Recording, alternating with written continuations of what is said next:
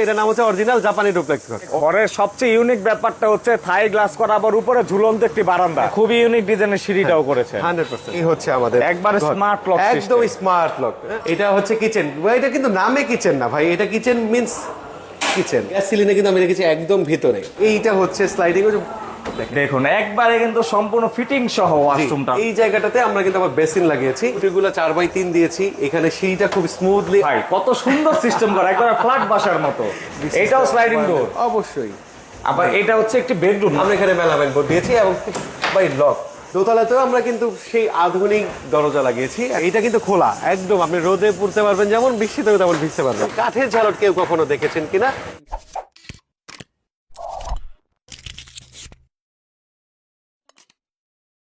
আসসালামু আলাইকুম ফয়সাল ভাই, কেমন আছেন? আলহামদুলিল্লাহ ভাই ভালো, আপনি কেমন আছেন? আলহামদুলিল্লাহ ভালো আছি। দেখে তো মনটা আরো ভালো হয়ে গেল ভাই, এত সুন্দর ডিজাইনের ঘর। জি, এইরকম ডিজাইনের ঘর তো এই অত্র মুন্সিগঞ্জে কেউ দেখায়নি এর আগে। না অত বাংলাদেশেও নাই। সত্যি কথা বলতে কি, আমি যখন জাপান ঘুরতে গিয়েছিলাম তখন দেখেছিলাম আসলে যে এই টাইপের ঘর। কেউ না গেলে বিশ্বাস করবে না, জাপানেরাও আমাদের মতো ফ্রেম এত ঘন কাঠ দেয় না, বাট ওই রকমই কাঠ, থাই এবং টিন দিয়ে, প্লেন শীট দিয়ে কিন্তু ওদের ঘরগুলো হয়। পুরোটা ব্যালকনি না দিয়ে এরকম হাফ ব্যালকনি দেয়।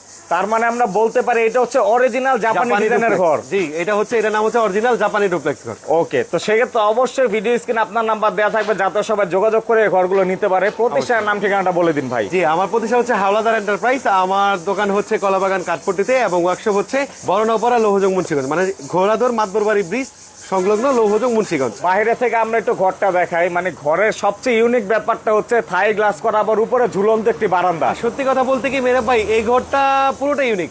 এই ঘরে আপনি গতানুগতিক কিছু নাই, একদম আমাদের টিপিক্যাল যে ঘরগুলা। আমি একদম উপর থেকে যদি দেখাই আপনাকে, আপনি একদম জুম করে যদি দেখান, উপরে আমরা কি লাগাই, উপরে আমরা চালেন যে ঝালট দিই। এইটা একটু দেখেন তো, এটা কেমন টাইপের ঝালট? এটাও ঝালট, কিন্তু কাঠ দিয়ে করেছে ঝালট। এটা। কোনাগুলো দেখান, কোনাগুলো কেমন? এটা হচ্ছে ট্র্যাডিশনাল যে ঘরগুলো আছে, যদিও বা এখানে সব ঘর সেল হয়ে গিয়েছে, থাকলে আমরা কিন্তু বুঝাতে পারতাম অবশ্যই। এইটাতে কিন্তু কাঠের ঝালট।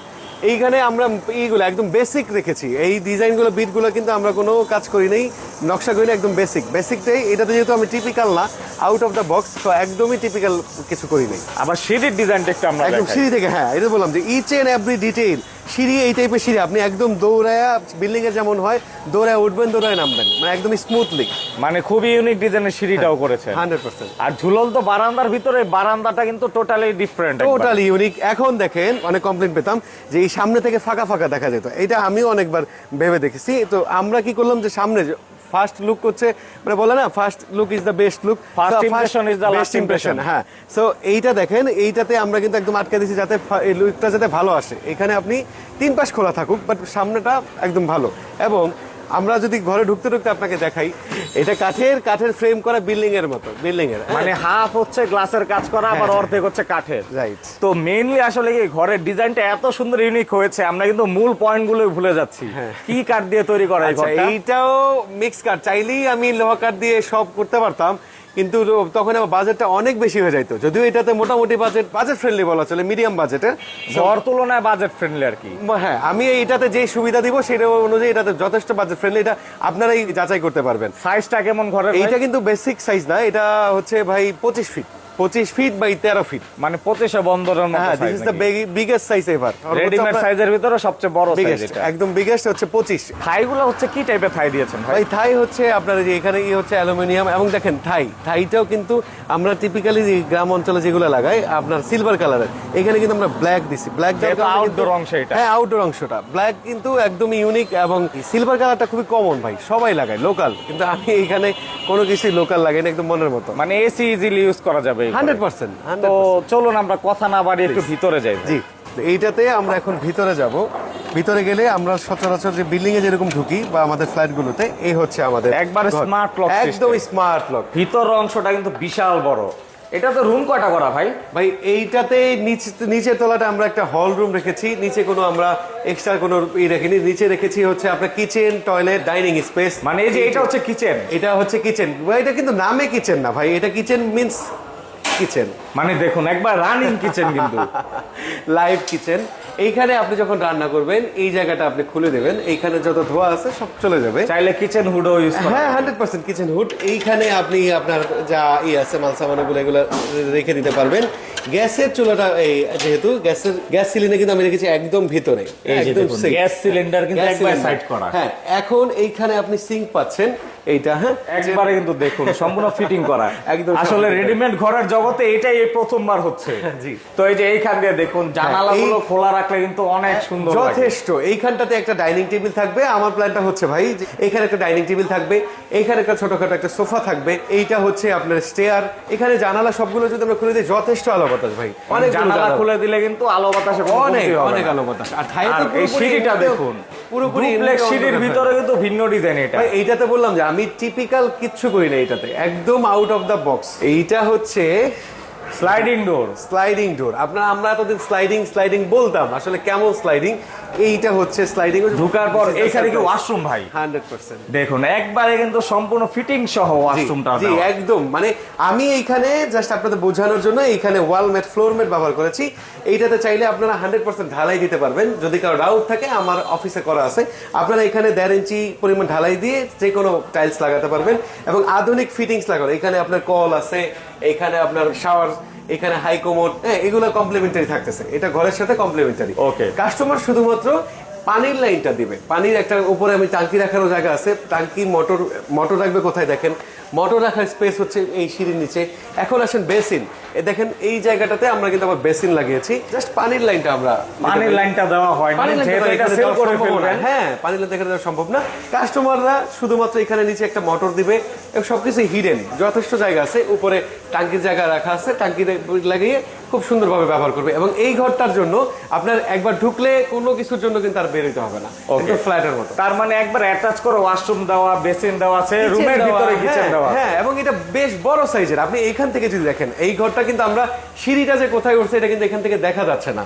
সো এটা কিন্তু 25 ফিট ভাই, এটা একদম স্টেডিয়াম মাঠের মতো একটা ঘর। তো আমরা নিচতলা দেখালাম, চলুন আমরা একটু আমরা উপরে যখন দোতলা দিয়ে দেখেন, দোতলা সিটও কিন্তু আমরা লোহা কাঠের। এখানে কিন্তু যেইখানে আমি যেটা বলছি, যেইখানে যেটা বলতে অনেকেই কমপ্লেন করে লোহা কাঠের সিঁড়িটা না হলে, দেশি কাঠের হলে একটু মটমট পটপট বা একটু ওনাদের মনে একটা ভয় কাজ করে। সো আমরা কি করছি, এখানে কিন্তু একদম লোহা কাঠে বলতে বেসিক আপনি ফ্রেশনেসটা দেখেন কাঠের, একবার ফ্রেশ লোহা কাঠ দিয়েছে। ডিজাইন। হ্যাঁ, আমরা কিন্তু ডিজাইনে ইউনিক ডিজাইন, কোনো যে টিপিক্যাল কিছু করি নাই। সো এইটা হচ্ছে খুঁটিগুলো 4x3 দিয়েছি। এখানে সিঁড়িটা খুব স্মুথলি আসে।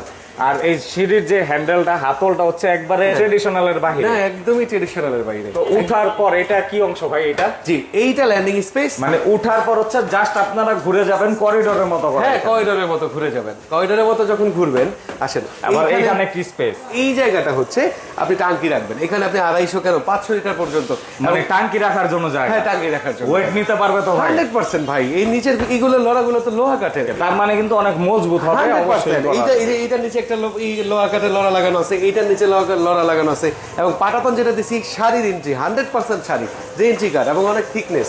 এটা হচ্ছে করিডোর। হ্যাঁ, করিডোর। ভাই কত সুন্দর সিস্টেম করা, একবার ফ্ল্যাট বাসার মতো। জি ভাই, আমি চেষ্টা করছি। এইটা দেখেন, আমরা যেমন এই করি যে দরজাগুলো যে কেমন দিই, দরজাগুলো দেখেন। এটাও sliding door? অবশ্যই। আবার এটা হচ্ছে একটি বেডরুম না ভাই? 100%। দেখুন একবারে সুন্দর জানালা সহ একটি বেডরুম দেওয়া। জি, এইটা Standard সাইজ size। হ্যাঁ 10x10 ক্লিয়ার 10x10। এটাতে কোনো তো আপনার এক্সট্রা কিছু দেয়নি। দেখেন এই রুমটা যাতে আলো বাতাস পায়, সো এইখানে কিন্তু আমরা আবার এই রেখেছি। এখন ভাবেন যে এইখানটাতে আপনার বাসার যদি এইখানটাতে একটা পুকুর থাকে বা এখানে ধরেন আপনার খুব সুন্দর একটা গ্রামীণ পরিবেশ থাকে, এইখানে বসে আপনার এটা দেখতে কেমন লাগবে? বৃষ্টি উপভোগ তো করা বৃষ্টি, যাবে। হ্যাঁ এই যে হাত বাড়ালেই বৃষ্টি, মানে এর চেয়ে টিনের সুন্দর আর টিনের কি চালে চাই? কিন্তু বৃষ্টির শব্দ হ্যাঁ, পাওয়া যাবে, হাত বসে বাড়ালেই বসে বৃষ্টি দেখতেও হচ্ছে। পারবে। ভাই সুখটা তো এখানে। তো স্পেসটা দেখুন, আর যে পার্টিশন দেওয়া এটা কিন্তু একবার অরিজিনাল বেড়ার মতো মজবুত সিস্টেম করা। হ্যাঁ হ্যাঁ 100%। এবং এখানে কিন্তু দেখেন রুমটা যখন আমরা লাগাই দিব, এখানে কিন্তু আবার লকও আছে। Lock system করা। হ্যাঁ, এই যে ব্যাস বুঝাই যাচ্ছে না যে আমরা কোথায় আছি। মানে একবারে প্রাইভেসি মেইনটেইন করা। 100% প্রাইভেসি। এবং আরেকটা মজার বিষয় হচ্ছে এই ঘরটাতে কিন্তু এসি লাগানো যাবে ভাই, 100% এসি লাগানো যাবে। আপনারা কি করবেন, জাস্ট এইখানে ফ্লোর ম্যাট দিবেন আর উপরে যে গ্যাপ টেপ আছে এইগুলোতে জাস্ট একটু এয়ার টাইট করে দিলেই এনাফ, একদম রেডি টু ইউজ। পুডিং এর কাজ করে দিলে হবে। পুডিং এর কাজ করে দিলেই হবে। এটা এটা রুম কি একটাই ভাই? না, রুম এত বড় ঘরে যদি 2টা রুম না দেই ভাই তাহলে কিভাবে থাকবে? আরো একটা রুম আছে, আমরা একটু অবশ্যই। সেটা আর দেখি। এইটা হচ্ছে আরেকটা রুম।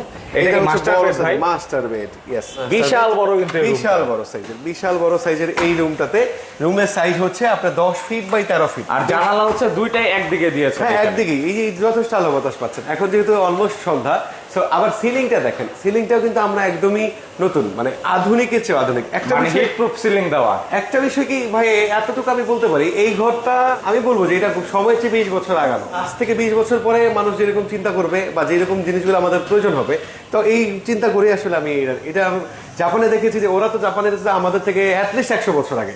তো আমি চিন্তা করলাম যে না, আমরা যদি সবকিছু একটা ঘরের মধ্যে অ্যাড করতে পারি, আধুনিক সুযোগ সুবিধা। দেখেন জাপানে আমি ম্যাক্সিমাম যারা জাপান থাকেন বা জাপান থেকে যে এবারে দেখতেছেন, এরা কিন্তু এই যে এরকম বোর্ড দিয়ে শাটারগুলো, পুরো বাড়িটাই বোর্ডে থাকে, পিভিসি বোর্ডের কাজ। হ্যাঁ হ্যাঁ, এটা হচ্ছে মেলামাইন বোর্ড দিয়েছি। পিভিসি তো ভাই পাতলা, আমরা এখানে মেলামাইন বোর্ড দিয়েছি এবং বাই লক।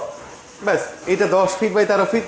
একটা ইসের জন্য আপনি এখানে খাট বিছাবেন, আপনি ড্রেসিং টেবিল থাকবে, আদার্স যা যা লাগে সবকিছু রেডি। তো আমরা এখন হচ্ছে আকর্ষণীয় বারান্দাটা দেখাবো। জি আসেন, এই হচ্ছে দোতলাতেও আমরা কিন্তু সেই আধুনিক দরজা লাগিয়েছি। এখন দেখেন বারান্দার স্পেসটা কতখানি।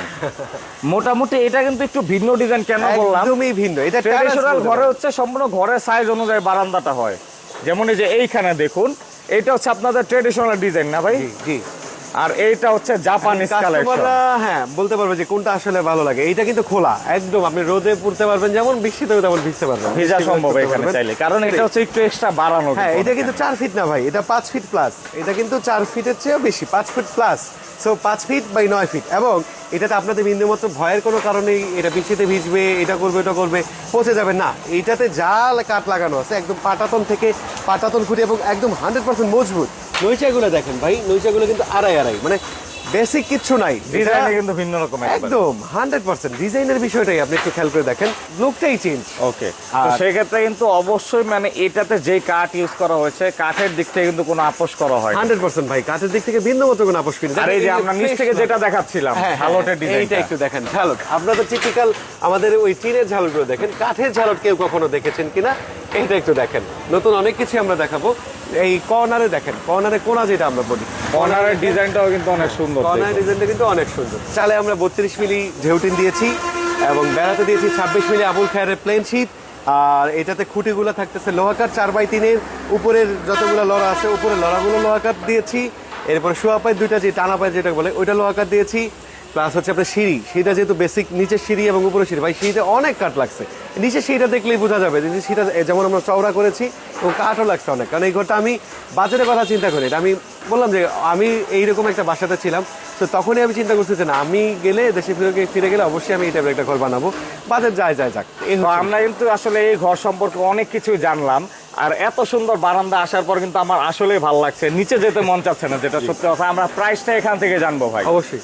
তো এই ঘরটা আমরা তো দেখলাম ভাই শুরু থেকে শেষ পর্যন্ত অরিজিনাল জাপানি ডিজাইনের ঘর। 100%। এটা আসলে কেমন প্রাইস আপনি চাচ্ছেন? আমি চ্যালেঞ্জ করতে পারি যে এটা জাপানি ডুপ্লেক্স ঘর, যারা জাপান থাকে তারাও আমাকে জানাতে পারে যেটা আসলে হয়েছে কিনা।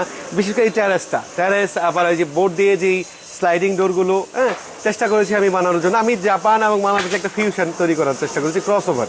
এনিওয়ে, এইটা ভাইয়া একদম আমি যা যা দেখিয়েছি, এখানে হাই কমোড রয়েছে, বেসিন রয়েছে, সিঙ্ক রয়েছে, গ্যাস রয়েছে, গ্যাসের চুলা সহ, এখানে যা যা ভিডিওতে দেখছেন একদম কাস্টমারের বাসায় থাই গ্লাস সহ একদম ইচ এন্ড এভরিথিং ইনক্লুডেড আপনার বাসাকে কমপ্লিট 8 লক্ষ টাকা পড়বে। মানে আমরা যা যা দেখলাম, মানে কিচেনের যে সেটআপ, তারপর ওয়াশরুমের যে সেটআপ, এগুলো সহ ঘরে যা আছে আজকে অল ইনক্লুডেড, ঘরে যা আছে সব এইভাবে আপনার বাসায় 8 লক্ষ টাকা একদম থাইটাই সহ। ভাই এখানে কিন্তু কস্ট অনেক কিছু চলে গিয়েছে আমার এই যে আদার ফিটিংসে প্লাস থাইয়ে। যারা থাই লাগিয়েছেন তারা জানবেন যে থাইগুলোতে এখানে টোটাল 10টা রয়েছে, 9টা জানালায়, একটা রয়েছে কিচেনের জন্য। এবং এই দরজাগুলোতে কিন্তু আমাদের থাইয়ে বেশ অনেক খরচ হয়েছে। এখন অনেকেই বলবেন যে ভাই এত টাকা, ভাই যারা এগুলো লাগান, আমরা কিন্তু একটা বাংলা যখন ঘরে লাগাই, হ্যাজবল লাগাই, আমরা একটা লক লাগাই 100 থেকে 150 টাকা। এই একটা লক লাগাতে আমাদের খরচ হচ্ছে পার লকে 3000 টাকা। তো খরচটা ভাই বাড়বে। তো ফয়সাল ভাই এতক্ষণ কষ্ট সময় দিলেন, সেজন্য আপনাকে অসংখ্য ধন্যবাদ। আশা করব আপনি নিত্য নতুন ঘরের ডিজাইনগুলো নিয়ে আবারও হাজির হবেন। ইনশাল্লাহ ভাই, বানানো যায়, ডিজাইন আমাদের মাথায় অনেক আছে, কিন্তু বানালে আমাদের সবাই কম্পেয়ার করে ভাই এত টাকা হলে তো বিল্ডিং এ করা যায়। ভাই কাঠের ঘরের মজা কি বিল্ডিং এ সম্ভব? একটা বিষয় হচ্ছে আপনারা সমালোচনা করুন, গঠনমূলক সমালোচনা করুন, আমরাও চেষ্টা করি বাজেটটা কমানোর জন্য। এখন আমরা তো কিনে লাগাই, তো আমরা ভালো জিনিস লাগাইতে গেলে তখন ভালো দামটা পড়ে। যত আমরা মডিফিকেশন করব, যত নতুনত্ব করব, ততই আমাদের আসলে বাজেটটা বাড়ে। একটা নতুন জিনিস করতে হলে মিস্ত্রিদেরও, আমি নিজেও কিন্তু জানতাম না যে ঘরে কষ্ট আমার কত পড়ছে। তো আমার সব কিছু লাগানোর পরে আমরা 5 থেকে 7% আমরা প্রফিট মার্জিন ধরে তারপরে প্রাইসিংটা বলি। থ্যাংক ইউ ভেরি মাচ, সবাইকে ভালো থাকবেন।